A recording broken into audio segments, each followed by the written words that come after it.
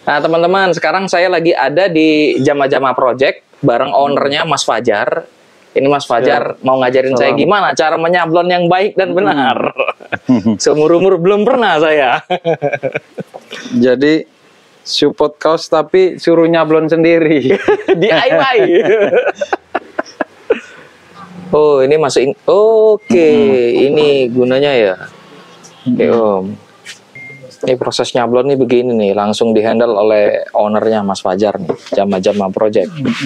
Jama-Jama itu nama ini ya teman-teman, nama jalan di sini Om ya? Ya, Jama-Jama di sini nih dari kosakata Komering. Oh, yang artinya? Artinya itu sama-sama. Jadi, menurut kami pas juga filosofinya kita tuh sama-sama berkarya. Jama-Jama itu bahasa Komering. Komering itu suku di Sumsel teman-teman yang belum tahu. Jadi bahasa daerah, bahasa etnik.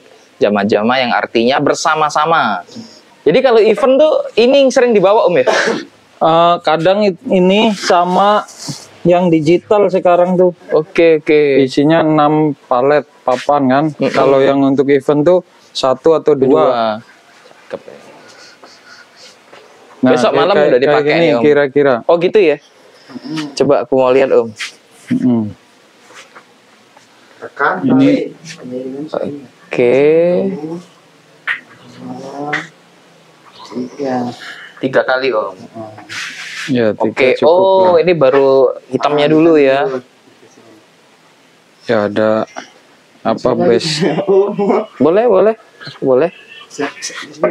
Oke Om. Ini kalau urusan tekan menekan laki-laki emang kerjaannya nih menekan-nekan ini. Gimana nih Om? Dari sini ya. Dari sini. Sini benar? Benar. Tekan ke belakang. Oke. Tuh. Ini belum kelihatan. Pelan deh. Sekali lagi, agak tegak rakalnya. Nah, mantap. Bersihkan. Oke, I see. Jadi idealnya. Oh, pindah lagi. Boleh.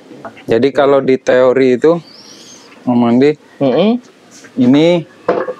ini namanya kalau bahasa umum sablonnya itu apa namanya nih, Ra? Ngisi tinta. Kalau di istilah Inggrisnya tuh flooding. Oke. Nah, ngisi dulu. Dibanjirin tinta ya. Flooding ya. Flooding terus. Ini fill stroke. Jadi ngisi. Oke. Tinta tuh nurunin ke bawah. Itu jadi itu. Nah, yang kedua clean stroke. Jadi bersihin yang tinta masih di atas ini tuh. Si sablon manual ini. Ntar gini kan. Screen tinta. Ini namanya screen ya, Om Andi ya. Oke, screennya. Tinta ya. Terus ini rakel. Oke. Nah, sama ini alatnya nih. Sama bahannya screen tinta rakel, tapi hasil belum tentu sama. Faktor yaitu yang kita sebut tuh seninya di situ.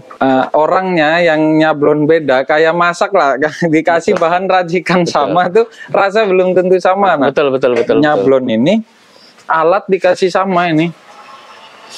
Alat dikasih sama, hasil belum tentu sama. Bisa beda. Karena tiap orang punya style sendiri nekannya itu. Powernya lain pasti kan? Bisa lain power gitu. Powernya lain. Makanya kalau ngerjain ini tuh, misalnya kita punya operator sablon lebih dari 1 orang, kalau dia sudah megang kerjaan ini, kalau bisa yang dia tetap dia gitu. Oke, misalnya satu desain sudah dia yang bikin sampelnya, pas ngerjainnya juga harus dia gitu. Supaya hasilnya konsisten. Hasilnya konsisten.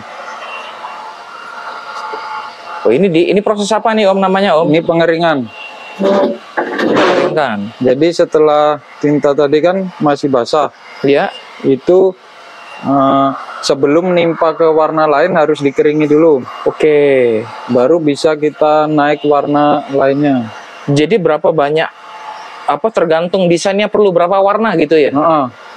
Makanya kadang kalau Om Andi pesen sablon manual, iya, ke vendor atau ke tempat lain biasanya akan tergantung dari desainnya gitu.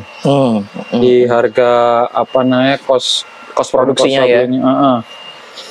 karena bahan baku yang dipakai juga Iya, beda iya. hitungannya. Kalau makin banyak ya makin bertambah kosnya. Tapi kalau kami di Jama-Jama kasih flat. Apa itu klep Om? Flat maksudnya harganya. harganya pokoknya minimal order. Kalau sablon manual ini ada minimal order Berapa piece? berarti 2 lusin. 2 lusin minimal. Itu harganya mau desainnya kayak apa kami kasih sama gitu. Tergantung, hanya cuman yang bedanya di bahan ini, bahan kaos.